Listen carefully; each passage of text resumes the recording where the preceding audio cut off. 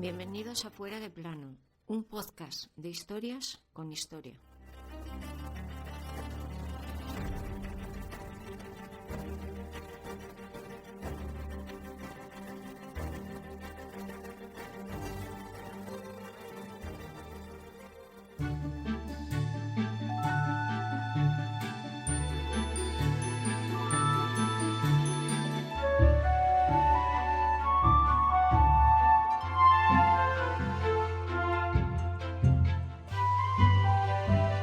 Dijo una vez alguien que el mundo es un libro y aquellos que no viajan no leen de él más que una página. Pues bien, nuestro protagonista de hoy fue uno de los más grandes de esos lectores que ha habido en toda la historia. Él nació, presuntamente, el 15 de septiembre de 1254. Su nombre, Marco Polo. Y esta fue su gran historia.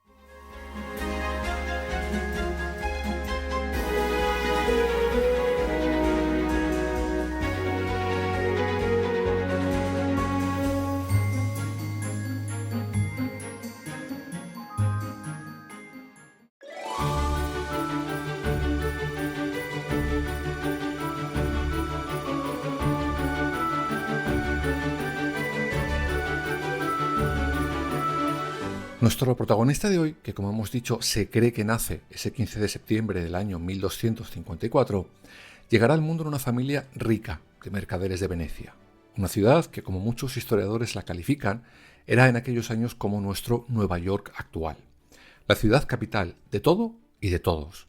El centro de toda la vida interesante. Una metrópolis cultural y con una mentalidad abierta. Abierta para lo que la época era, claro. Pero sobre todo era un hervidero de comercio estratégicamente bien situado entre Occidente y Oriente. Y eso la familia de Marco Polo lo sabía muy bien. Por eso habían hecho su fortuna allí. Tanto que tendrán en propiedad su propio palacio a orillas del Gran Canal veneciano.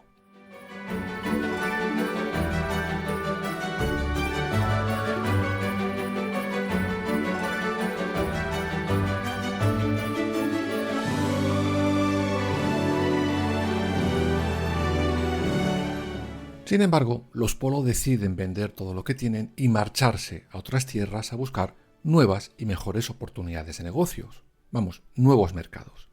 Se marchan hacia el este a comerciar con seda, especias, gemas y sobre todo algo muy valioso. Una glándula de un pequeño ciervo que se usaba en la elaboración de importantes perfumes. Unos cuantos años más tarde regresan a su casa, pero no por mucho tiempo, ya que en el año 1271 cuando Marco Polo tenía 17 años, se volverán a marchar de excursión. Esta vez, nuestro protagonista sí irá con ellos.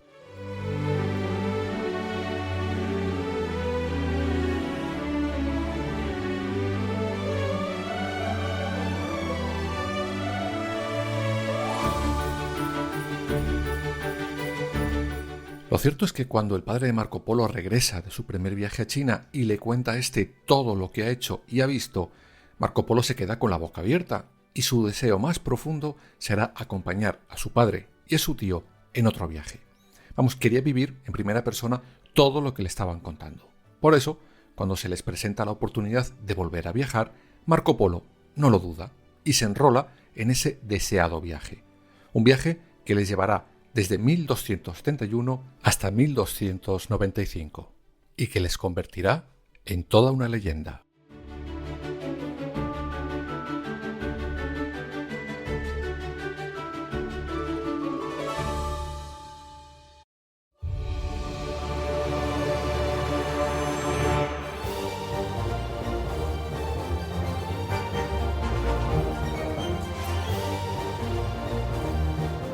Pero, ¿cuál era el destino de ese viaje?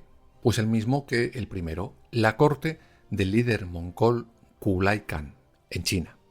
Saldrán de Venecia y su primera parada será San Juan de Acre, que era la última plaza en Palestina que conservaban, en aquellos momentos, los famosísimos cruzados. Allí se entrevistan con el legado papal. ¿Pero por qué? Pues porque en el primer viaje el emperador Khan les había pedido un obsequio muy especial, el aceite de una lámpara. Pero no una lámpara cualquiera, no, la del sepulcro de Jesucristo en Jerusalén. Y por eso, para poder ir allí a recoger ese, digamos, souvenir, los polos necesitan la autorización del Papa. Por esta razón, incluso tuvieron que retrasar un poco el inicio de su viaje, pues estaban en pleno proceso de elección papal. Pero como esto se demoraba demasiado, decidieron emprender su primera parte del viaje y entrevistarse, por tanto, con el legado del pontífice. Este, finalmente, les dará el visto bueno.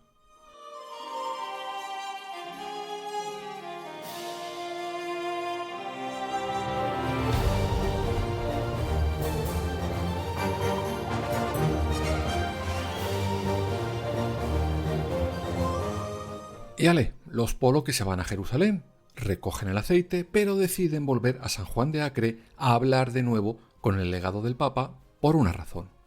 Sigue sin haber un Papa, y ellos creían que el emperador mongol tenía que ser informado de ello. El nuncio, una vez más, les da el visto bueno y les entrega una carta dirigida a Khan.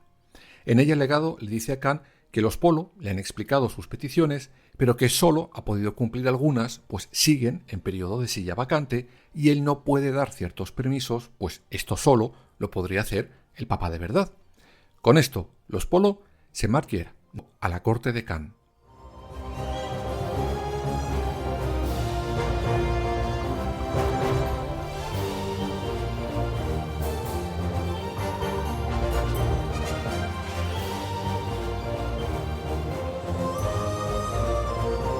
Desde San Juan de Acre llegarán a Lhasa, desde donde pensaban iniciar viaje hasta Catay, que era como se llamaba en su momento el norte de lo que hoy sería China. Pero no lo hacen. ¿Por qué?, preguntaréis. Pues porque por fin alguien se sentó en la silla de San Pedro, es decir, había nuevo papa, Gregorio X. Y este les pide a los Polo que porfa regresen a San Juan de Acre, que les quiere conocer. Y ale, otra vez de vuelta para allá. Allí el nuevo papa les recibe, les da todo tipo de halagos y les dice que con ellos tres, Marco Polo, su padre y el tío, irán 2 frailes para que conozcan y adulen, por decirlo así, al emperador Khan. Y venga, otra vez al Lhasa para dar el salto, por fin, a China, por mucho tiempo.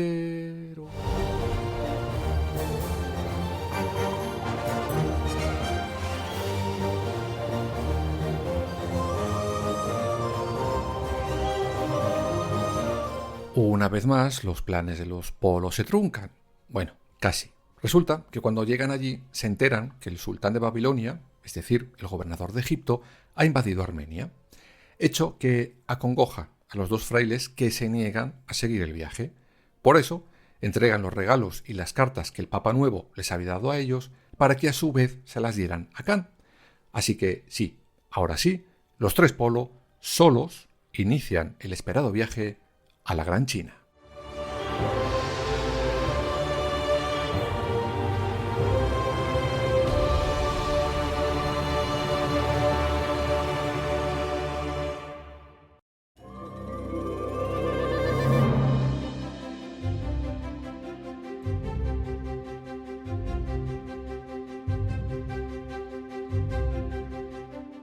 Llegarán a lo que se llamaba por aquel entonces la Pequeña Armenia, una zona insalubre y con poca seguridad.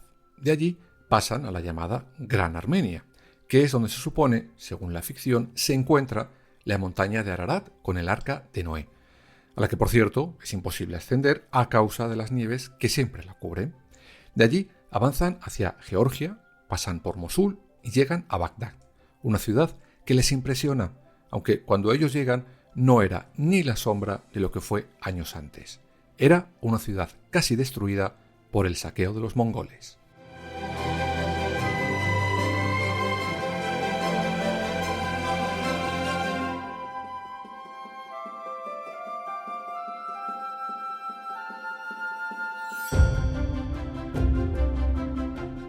Desde Bagdad bordean la costa del Golfo Pérsico, entran en Persia, también totalmente destruida por los mismos mongoles.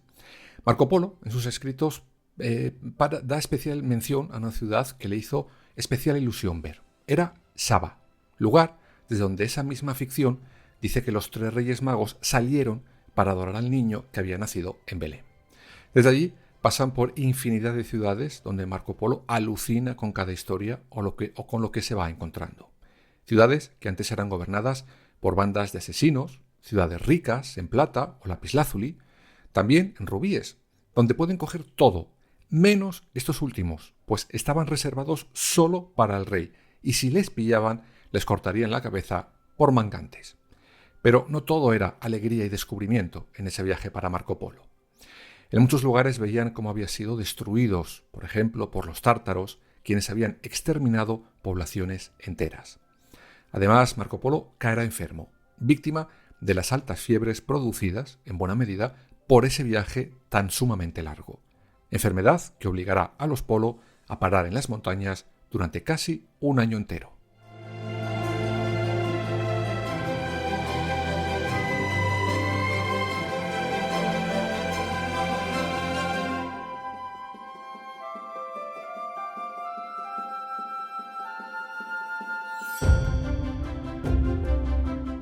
Pero Marco Polo en ese parón por su estado de salud aprovechará y no perderá el tiempo. Aprenderá el persa y el mongol. Cuando habían dejado Persia, en vez de ir hacia Mongolia directamente, se desvían hacia Cachemira, en la India. Desde allí continúan viaje y llegarán a un lugar muy curioso para ellos, Kamul. Allí, según sus tradiciones, cualquier forastero que llegara y fuera bien recibido, se le daba alojamiento y comida en sus propias casas. Pero además, un pequeño extra. Se les ofrecía la mujer del dueño de la casa. No sé yo si ella estaría igual de contenta, pero bueno, en fin. Sea como fuera, por fin, después de todo aquello, llegan a la ciudad mítica de Sanadú, la residencia de verano del emperador Kan.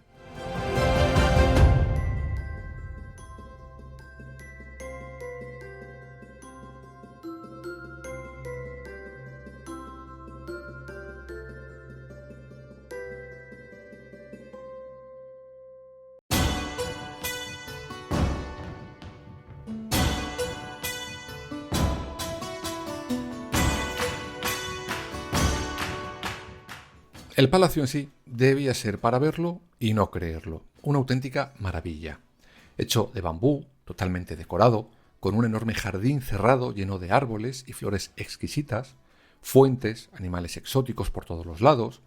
Pero a Marco Polo le llamaron la atención del palacio de Kan otras cosas. Allí vivían astrólogos, hechiceros, chamanes, encantadores, magos. Con todo eso, Marco Polo no salía de su asombro. Y oye, parece que igual que Marco Polo quedó maravillado con la corte de Kan, Kan quedó maravillado por Marco Polo. Cuando los Polo son recibidos por Kan, le dan los regalos, los souvenirs, las cartas del Papa y todo muy bien. Pero a Kan lo que le interesó más fue Marco Polo, tanto que decidió contratarle como su embajador en China, para que viajara todavía más por las partes más recónditas del imperio en su propio nombre. Y eso lo hará durante nada más y nada menos que 17 años.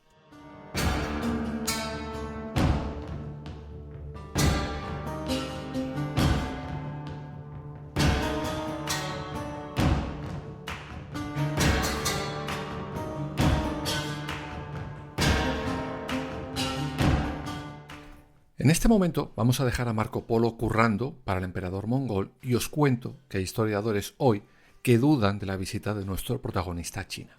¿Pero por qué? Pues porque en los relatos que escribe y que cuenta a su vuelta a Occidente, según ellos, no nombra cosas tan aparentes como la Gran Muralla China, el famoso té, los palillos de comer o que las mujeres llevarán siempre los pies vendados. Sin embargo, otros historiadores rebaten esto de una manera muy sencilla. Por ejemplo, la Gran Muralla China será reconstruida en piedra en el siglo XVII por la dinastía Ming. Marco Polo era ceniza mucho tiempo antes ya. El té llegó al país en el siglo XVI, de la mano de los portugueses, y sobre el resto de costumbres no hay que olvidar que era la corte del emperador mongol. Es decir, los sometidos eran los chinos, los pobres, los marginados, y él trabajaba para el mongol. Por eso, explican, no prestaría demasiada atención a las costumbres de las clases más pobres.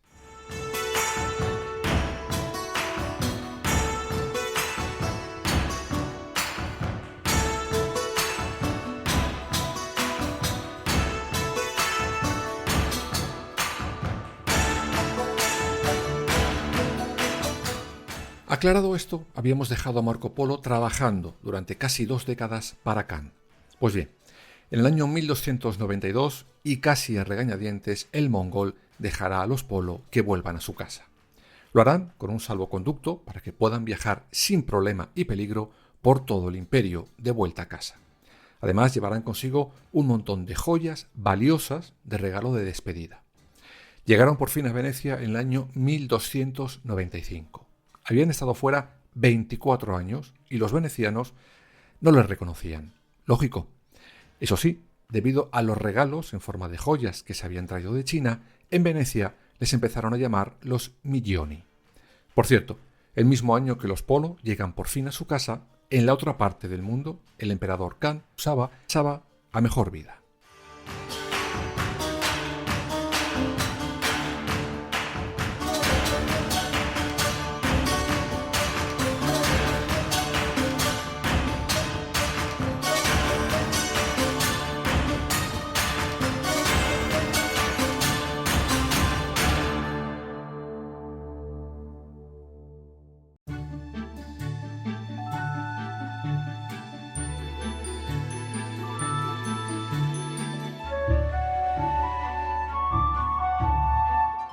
Después de semejante aventura, la vida de Marco Polo continuó y lo hará luchando por Venecia en la guerra contra Génova, donde será herido y capturado por los genoveses en el año 1296.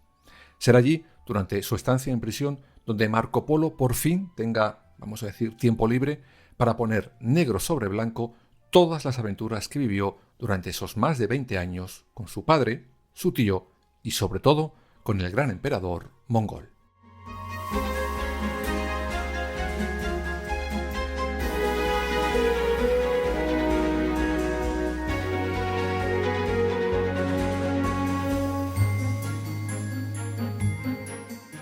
Cuando salió de prisión, Marco Polo vivirá una vida más o menos larga.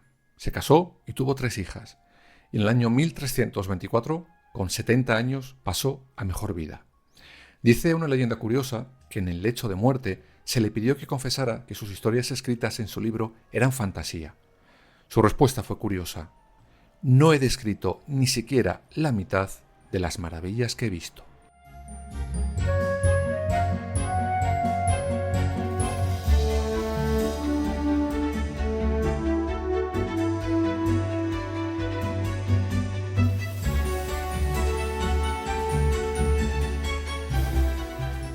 El libro Los viajes de Marco Polo o El libro de las maravillas fue sin duda el primer best-seller de la historia. Con muchos detractores e incrédulos, eso sí. Curiosamente, todo lo contado en ese libro por Marco Polo inspiraría, y de qué manera, a otro gran viajero, años después, a un tal Cristóbal Colón. ¿Os suena, no?